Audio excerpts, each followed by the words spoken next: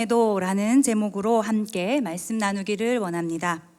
어떤 아이에게 기도하라고 했더니 알파벳을 외우고 있었습니다. 그래서 기도하는데 왜 알파벳을 외우니? 라고 물었더니 내가 기도한 대로 되는 것이 아니라 하나님이 원하는 대로 되는 거니까 하나님 마음대로 이루실 거예요 라고 대답하던 거랍니다. 그래서 저는 알파벳을 외우면 되어요 라고 했습니다. 자기가 기도한 대로 되는 것이 아니니 내 기도는 별 소용이 없다라고 하는 아이의 모습을 통해서 하나님이 하시는 일과 그리고 사람이 하는 일을 구분하는 아이다운 발상을 볼 수 있습니다. 그래서 오늘은 우리가 하나님 앞에서 어떻게 기도하고 있는지, 또 기도에 대한 우리의 자세는 어떠해야 하는지 함께 나누기를 원합니다. 첫 번째로 큰 1번입니다. 기도는 하는데 어떻게 더 해야 할까요? 기도는 성도에게 더할 수 없는 특권이자 축복이고 하나님과 교제의 수단입니다. 그러나 고난을 당하고 있는 성도들에게는 기도가 절실한 만큼이나 응답이 더디고 늦으면 답답하고 낙심되는 상황은 없습니다. 사실 모든 게 다 정해져 있다면 왜 기도해야 할까요? 또 우리의 기도가 상황을 바꿀 수 없다면 내가 하는 기도의 의미는 무엇일까요? 그래서 이때 하나님의 의중, 하나님의 마음을 잘 알아야 합니다. 하나님께서 하시는 모든 일에는 그분의 선하심이 있기에 우리가 간절히 구하면 반드시 우리에게 긍휼을 베풀어 주신다는 것을 믿어야 한다는 것입니다. 또 우리의 필요와 마음까지도 다 알고 계시는 전지하신 하나님에 대한 신뢰가 없으면 더딘 응답과 풀리지 않는 상황에서 그저 답답해 하다가 기도를 포기하게 됩니다. 그래서 하나님의 분명한 뜻을 믿으며 우리는 우리의 기도를 통해서 하나님의 마음, 하나님의 심정이 어떠한지를 잘 알아야 합니다. 그래서 성경의 몇 인물들을 통해서 한번 기도를 살펴보기를 원하는데요. 작은 첫 번째로 모세의 기도입니다. 성경의 기도 중에요, 하나님의 계획이 마치 변경된 듯한 사건들을 몇 가지 접해볼 수 있는데 모세의 기도가 그 중에 하나입니다. 모세가 시내산에서 율법을 받을 때 이스라엘 백성들은 금송아지를 만들어서 제사를 했습니다. 그 모습에 여호와께서는 너무 화가 나서 모세에게 말씀하셨습니다. 출애굽기 32장 10절입니다. 내가 그들에게 진노하여 그들을 진멸하고 너를 큰 나라가 되게 하리라. 누구라도 이럴 때는 하나님의 뜻에 순종해야 합니다. 그런데 모세는 하나님의 진노를 대면하면서까지 이스라엘 백성들을 중보하는데요. 하나님, 애굽에서 건져낸 이스라엘 백성들을 광야에서 죽이시면 사람들이 하나님께서 이 백성을 광야로 이끌어 내어서 죽였다고 말하지 않겠습니까? 아브라함에게 하셨던 것처럼 하늘의 별과 바다의 모래와 같이 이 백성을 많게 하겠다고 하신 하나님의 약속을 기억해 주소서. 하나님은 모세의 이 기도의 뜻을 돌이키십니다. 언뜻 보면 중보 기도에 탁월성을 갖춘 모세의 지혜로움이 더 돋보일 수 있습니다. 그러나 여기서 진노한 하나님을 우리가 깊이 잘 알지 못하면 사실 본문을 오해하기가 쉽습니다. 이 백성을 버리시겠다라는 하나님의 마음에서 우리는 하나님의 진심을 알아야 한다는 겁니다. 그러니까 백성을 버리겠다는 것은 하나님의 마음이 아닙니다. 이 사건은 하나님의 계획으로 보기보다는 하나님의 안타까운 마음을 표현했다는 것입니다. 다음 두 번째로 작은 두 번째입니다. 아브라함의 기도를 또 나누고자 합니다. 하나님께서 아브라함에게 소돔과 고모라의 죄악으로 그것을 멸할 계획을 말씀하셨습니다. 그러자 아브라함은 하나님 앞에서 소돔과 고모라를 향한 마음을 가지고 중보합니다. 하나님, 의인과 악인을 함께 멸하시면 안 됩니다. 그러니 의인 50명이라도 있으면 이 도시를 멸하지 말아 주시옵소서. 하나님은 아브라함의 말을 수용하십니다. 계속해서 하나님께 아브라함이 말하죠. 하나님, 의인이 45명이라도 있으면 어찌하시겠습니까? 그렇게 6번이나 하나님께 간곡하게 청하여서 의인이 10명만 되어도 소돔과 고모라를 멸하지 않겠다는 하나님의 약속을 받아냅니다. 언뜻 보면 이 사건도 소돔을 멸하시려는 하나님의 진노를 아브라함이 막아선 것처럼 보일 수 있지만, 그러나 하나님의 관심과 아브라함의 관심은 달랐습니다. 아브라함은 의인과 악인을 함께 멸함이 옳지 않다고 하면서 의인이 10명이라도 있으면 그 의인들을 위해서 소돔을 멸하지 않아야 된다고 했습니다. 그리고 단 3명의 의인만 소돔에서 살아남습니다. 그런데 여기서 중요한 것은 하나님께서는 의인과 악인이 함께 망하는 것을 원하지 않으셨다는 것입니다. 단 3명이었지만 롯과 그 2딸은 하나님의 구원을 입습니다. 그렇다면 아예 처음부터 하나님께서 아브라함에게, 아브라함아, 소돔에 내가 찾는 의인이 있다. 그러니 의인과 함께 멸하지 않을 것이다. 악인이 멸하지 않을 것이다. 걱정하지 말아라. 라고 말씀하셨으면 어떠했을까요? 그러나 하나님께서는 이렇게 말씀하시지 않으셨습니다. 왜냐하면 아브라함의 기도를 원하셨기 때문입니다. 6번이 되었던 몇 번이 되었던 아브라함의 절실함을 원하셨습니다. 즉 하나님의 관심은 곧 멸망하게 될 악인일지라도 한 사람의 의인이라도 그들을 위해 기도하기를 원하셨다는 것입니다. 하나님께서는 하나님의 마음을 알며 기도하는 모세와 같은, 아브라함과 같은 한 사람을 찾고 계십니다. 하나님의 계획은 여전히 하나님의 주권 가운데 실행되어 가지만 이 땅에 백성들의 죄악을 슬퍼하시며 한 사람이라도 돌이키기 원하시는 한 영혼을 향한 하나님의 사랑을 전하는 하나님의 마음이 담긴 기도를 원하신다는 것입니다. 이 하나님의 마음을 모른 채, 하나님의 뜻은 모른 채 자기의 뜻을 이루겠다고 하는 무모한 의욕과 열심은 어차피 하나님께서 마음대로 하실 거기 때문에 기도할 필요를 느끼지 못하겠다고 하는 첫 서두에서의 말한 아이의 무지함과는 다를 바가 없습니다. 그래서 다음으로 작은 3번째입니다. 오늘 본문의 다니엘의 기도를 소개하겠습니다. 다니엘서에는 왕조가 4번에 걸쳐서 나옵니다. 느부갓네살, 벨사살, 다리오, 고레스, 이렇게 4왕조가 나오게 됩니다. 오늘 본문은 바벨론의 마지막 왕인 벨사살이 왕으로 3년째 되었을 때 일이었습니다. 이때 다니엘은 환상을 보았습니다.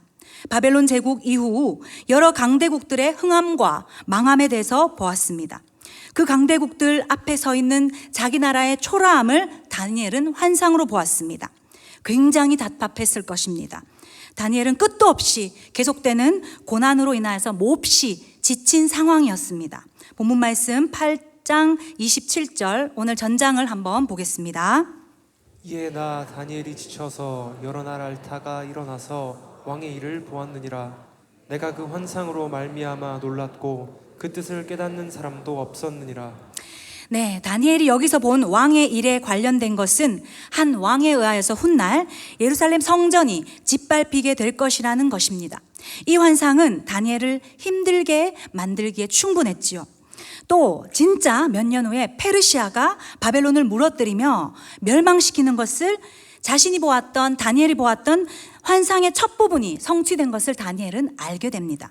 그래서 그는 책을 막 찾기 시작하는데 그 책은 예루살렘이 멸망하기 직전에, 그러니까 다니엘이 바벨론의 포로로 잡혀갈 때쯤에 예레미야 선지자가 했던 말을 모아둔 글입니다. 그 글이 이 예레미야 25장이고 그것을 다니엘은 읽었습니다. 오늘 본문 9장 2절입니다.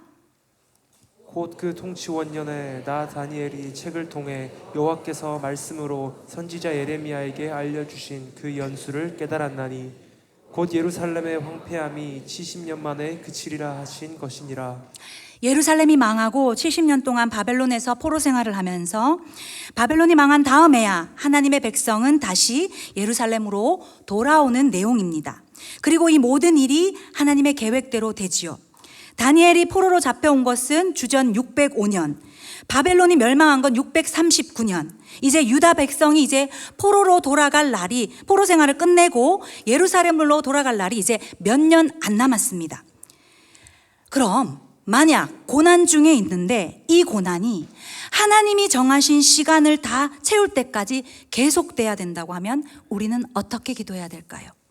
사업이 힘들어지고 몸도 자꾸 아프고 지금 못 견디게 힘들어서 한 달도 못 버티겠는데 하나님이 정하신 기간 동안에 버티라고 하신다면 우리는 어떤 기도를 할 수 있을까요? 고난의 시간을 제발 단축시켜 주십시오 라고 기도해야 될까요? 아니면 견딜 수 있게 해달라고 기도해야 될까요?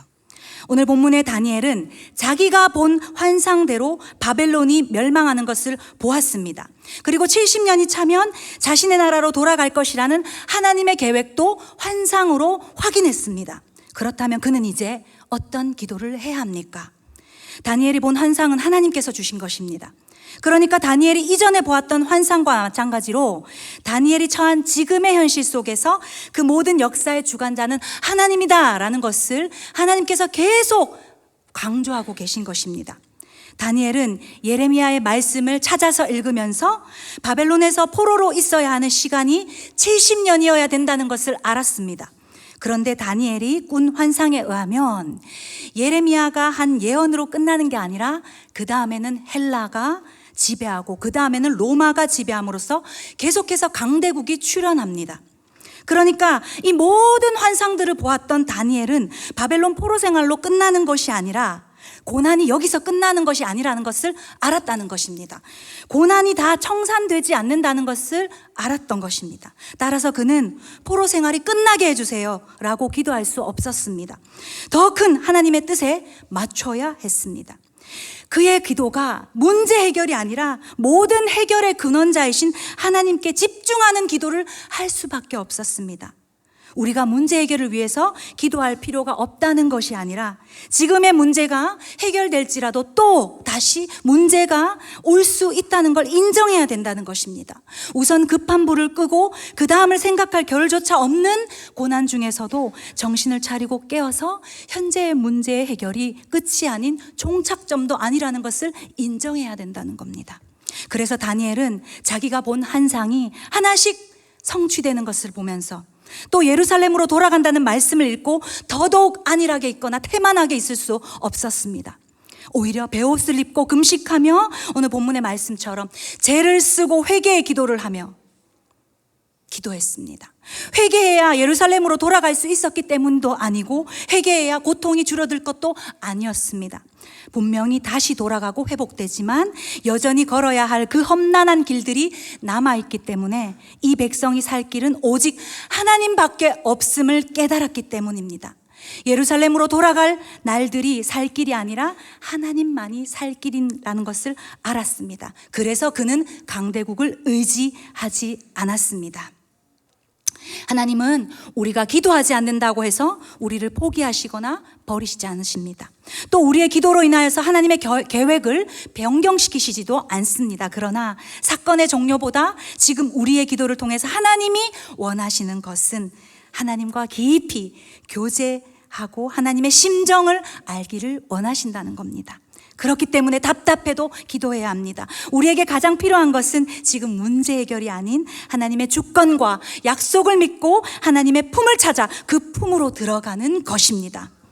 그래서 다니엘은 이제 곧 포로 생활을 마치고 예루살렘으로 돌아갈 날이 얼마 남지 않았음에도 불구하고 자기 민족의 죄를 두고 회개하며 기도하고 백성들의 죄를 아파하며 하나님을 찾았던 것입니다. 그렇게 응답이 더디다고 하나님을 놓치고 기도를 멈추시면 안 됩니다.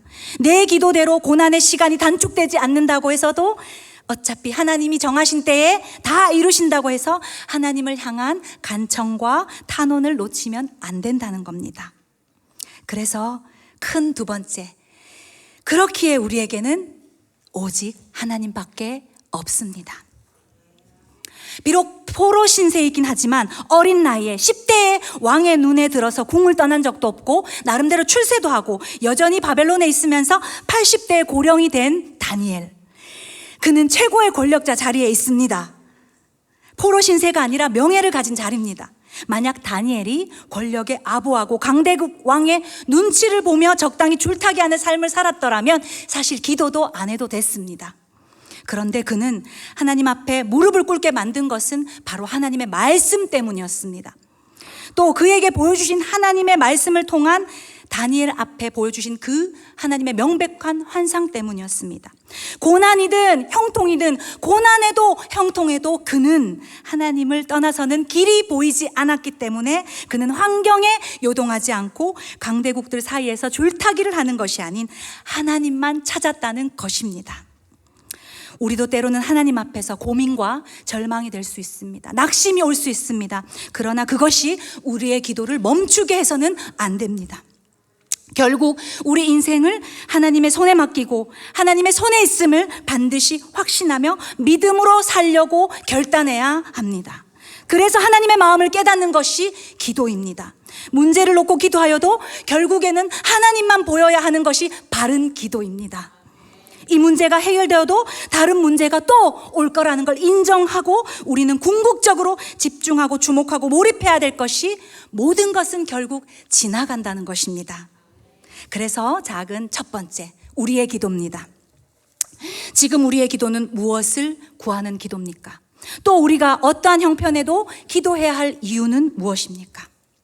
우리에게 하나님이 계시지 않다면 고난도 의미가 없고 형통도 의미가 없습니다.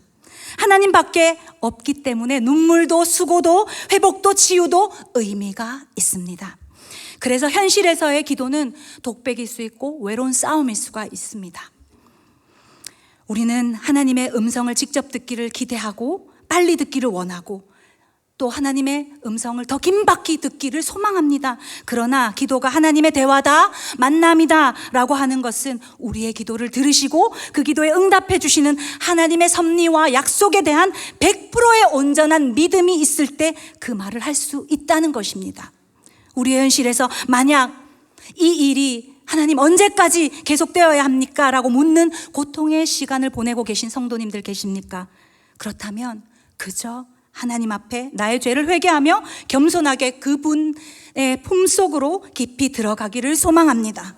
문제 해결자가 아닌 아버지 그 존재 자체에 대한 갈망으로 그분의 품을 찾으면 찾을수록 회복의 날, 회복의 시간이 사무치게 그리워질 줄 믿습니다. 그것이 응답으로 가는 길입니다. 우리가 피곤하고 지칠지라도 하나님의 마음을 구하는 기도를 하고 있다면 하나님께서 우리의 기도를 지체하지 않고 응답해 주실 줄 믿습니다. 아멘. 마지막입니다. 그래서 우리는 예수님을 더 구해야 합니다. 제일 중요한 부분입니다. 하나님의 마음을 깊이 알게 되면 나를 찾아오신 예수님이 보입니다. 우리의 모든 죄를 용서하시고 우리의 걸음을 지키시며 끝까지 우리와 함께 하실 주님이 느껴집니다. 너무 답답하고 힘들어서 언제쯤 문제가 해결될지 알고 싶고 어떤 일이 해결되어야 할지 우리는 빨리 알고 싶지만 곧 이루고 싶고 해결하고 싶어 응답해달라 열어달라 기도하지만 그럴수록 성령님께서 깨닫게 하시는 것은 상황에 대한 깨달음보다 지금 나와 함께 하시는 예수님을 더 알게 하신다는 것입니다. 이것이 우리를 향한 하나님의 마음이자 하나님의 응답입니다. 믿으십니까? 의심과 불안이 생겨서 자신이 없어질 때, 죄로 인해서 넘어질 때에도 하나님 앞에 여전히 무릎 꿇으며 기도할 때 하나님께서는 우리 안에 계신 성령님을 통해서 우리를 여전히 사랑하시고 우리의 모든 허물을 덮으시며 끝까지 지켜주시는 예수님을 바라보라 하십니다. 고난에도 형통에도 그 어떠한 상황에도 기도할 때 지금은 힘들지만 곧 괜찮아질 거야 라는 말보다 내가 결코 너를 놓치지 않고 너와 함께 끝까지 할 거야 라는 아버지의 마음, 암담히 보이는 현실 앞에서 얼마나 더 고통스러워야 합니까? 라고 절규하며 하나님 앞에 물을 때 힘들지만 분명히 끝이 있단다. 내가 너와 함께 할 테니 같이 가자 하시는 성령님의 숨결을 더 분명하고 선하게 느끼기를 소망합니다. 그렇기에 이보다 더 큰 확신과 위로는 없습니다. 만약 이것이 느껴지지 않는다면 이것을 깨달을 수 있는 지혜와 총명을 달라고 구합시다. 우리가 기도할 때마다 응답을 만약 다 받는다면 기도를 잘 하지 않을 수도 있습니다. 응답이 또 내가 원하는 대로 하면 현실을 피하고 싶을지도 모릅니다. 하지만 기도의 응답이 우리가 그리스도 안에, 그리스도가 우리 안에 계심을 발견하면 틀림없이 우리 안에 거하고 계신 예수님으로 인해 우리가 처한 모든 것에 맞서 이겨내고 돌파하게 될 줄 믿습니다. 그러므로 고난에도 형통에도 기도할 때 우리 모든 기도에 대한 응답으로 가장 확실한 것은 바로 우리 안에 있는 예수님입니다. 기도하면서 느끼는 모든 불안과 답답함은 예수님을 주라고 고백하면서도 여전히 주님께 우리의 인생을 맡기지 못해서입니다. 우리가 추구해야 될, 확인해야 될 가장 확실한 기도의 응답, 우리와 함께 해주시는 예수님, 나를 위해서 모든 십자가의 대속 사명을 감당하신 예수님 자체가 응답이심을 확신하며 죽음과 사망 권세 이기시고 지금도 살아계셔서 역사하시는 부활의 예수님을 오늘 이 밤 간절히 구하기를 소망합니다. 오늘 눈을 감고요, 말씀을 떠올리며 하나님께서 우리에게 주신 하나님의 마음을 기도함으로써 오늘 이 예배를 정리하며 기도로 나아갔으면 좋겠습니다. 함께 기도하길 소망합니다. 하나님은 우리의 기도한 대로 들어주시는 분이 아니라 우리의 기도에 가장 선하게 응답하시는 분이심을 믿습니다. 그래서 무엇이든 구해도 절대 놓치지 않아야 할 것은 하나님은 선하시다는 것입니다. 아무리 기도하며 나 혼자 이야기하는 것 같아도 시간을 빨리 앞당겨 문제 해결을 구하는 것보다 더 이상 고난을 당하지 않게 해달라고 하는 기도보다 현실은 답답해도 그저 나를 불쌍히 여겨달라고 엎드리며 회개할 때 나의 기도에 대한 하나님의 선하심을 깊이 알게 될 줄 믿습니다. 하나님, 당신이 계시지 않으시다면 고난도 의미가 없고 형통도 의미가 없습니다. 고난에도 형통에도 예수님만 온전히 구하는 우리 모두가 되게 하여 주시옵소서. 함께 주여 부르짖고 기도하겠습니다.